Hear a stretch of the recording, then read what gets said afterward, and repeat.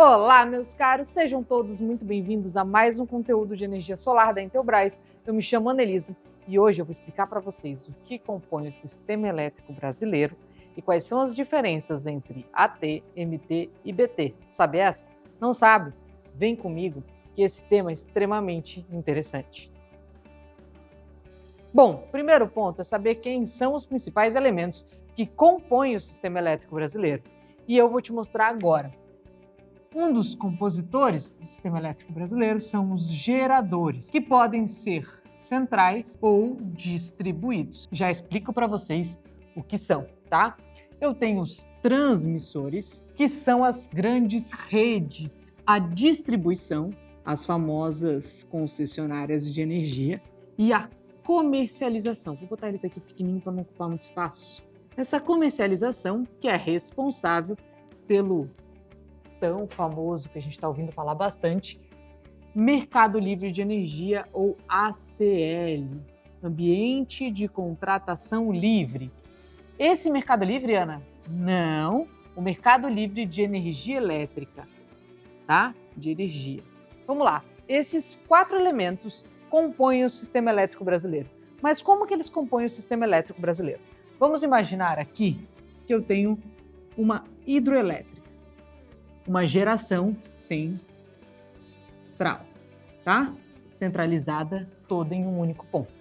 Essa hidrelétrica, ela vai gerar energia aqui através de uma turbina, através do movimento de água, e vai emitir essa energia em média tensão, MT, tá?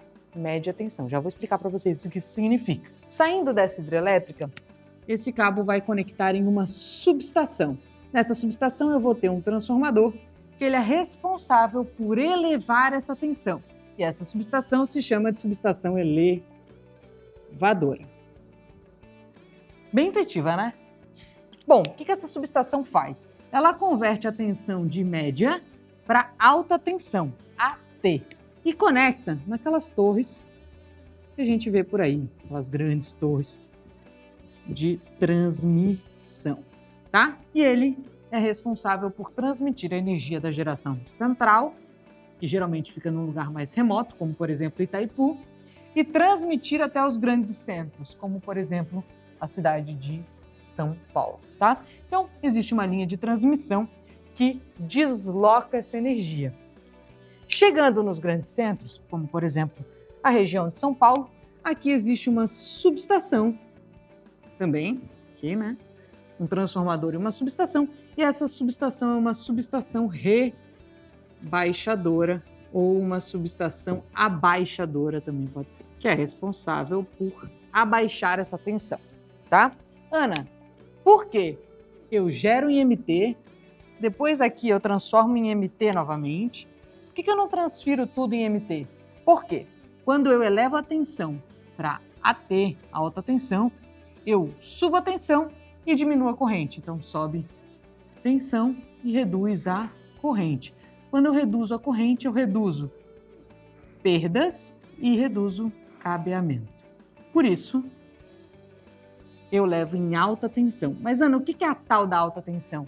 Me mostra isso em números. Bom, a alta tensão é toda e qualquer tensão que seja maior ou igual a 69.000 volts ou 69 kV, como é mais conhecida.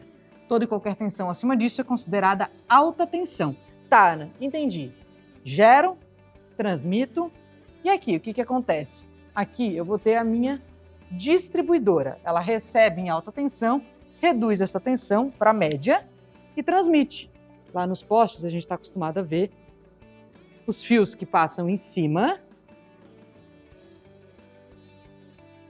e outros fios que passam aqui por baixo, né? 4 fios que passam aqui por baixo. A gente vê nos postes também um equipamento que a gente chama de transformador, que é o mesmo transformador, só que menorzinho. O que isso significa? Isso compõe o sistema elétrico brasileiro, tá? E aqui eu tenho todas as minhas tensões.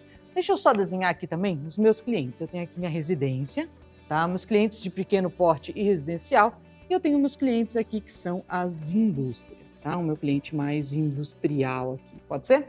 Esse meu cliente mais industrial, esse transformador aqui, ele não utiliza. Ele tem o próprio transformador dele aqui, ó, na entrada do terreno dele, tá? E como que isso funciona?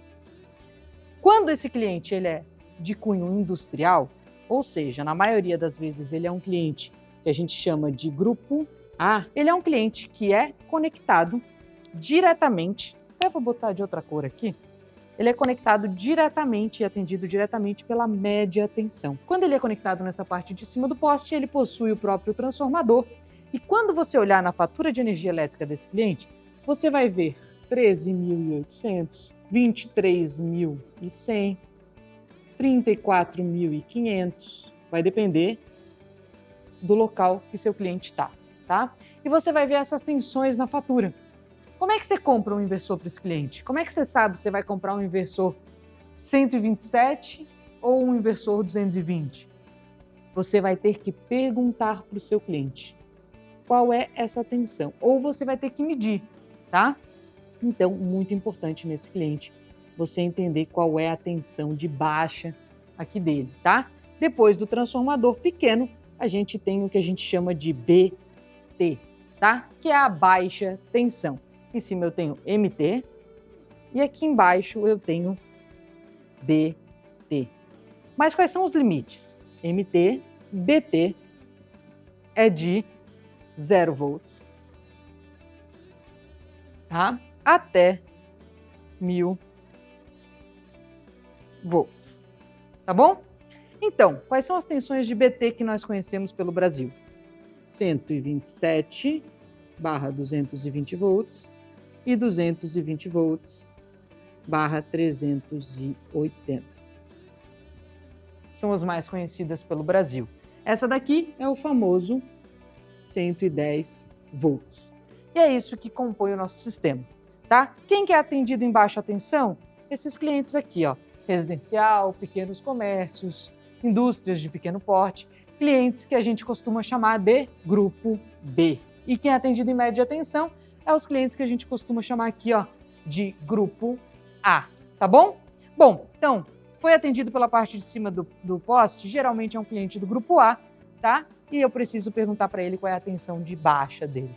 Quando é um cliente do grupo B, geralmente vem na fatura descrito qual é a tensão de atendimento e eu preciso verificar ali qual é o inversor adequado para esse cliente. Bom, Ana, para fechar então o raciocínio, então o sistema ele é composto dos geradores, transmissores, distribuidores e dos comercializadores.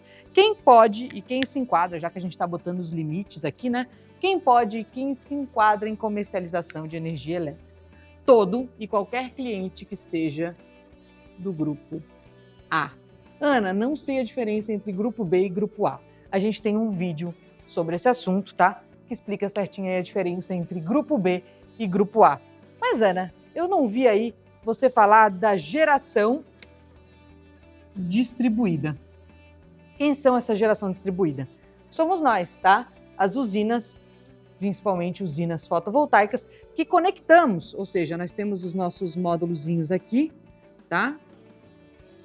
Gerando energia e conectados aqui, ou na rede de baixa tensão, quando a gente geralmente tem um cliente do grupo B, ou na rede de média tensão, quando a gente tem aí um cliente do grupo A. Nesse caso, na minha usina, eu preciso de um transformador. Fechou o raciocínio? Entendemos aqui, então, o que é uma geração distribuída. O gerador distribuído, ele está aqui, ó.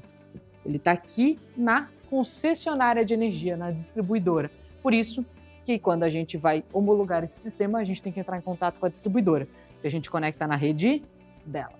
Fechou, pessoal? É disso que é composto o sistema elétrico brasileiro e agora você já sabe todo esse conteúdo. Gostou? Deixa aqui um curtir, deixa aqui nos comentários. Ficou com mais alguma dúvida? Deixa aqui também, eu respondo você, tá bom? Por hoje era isso e até o próximo conteúdo.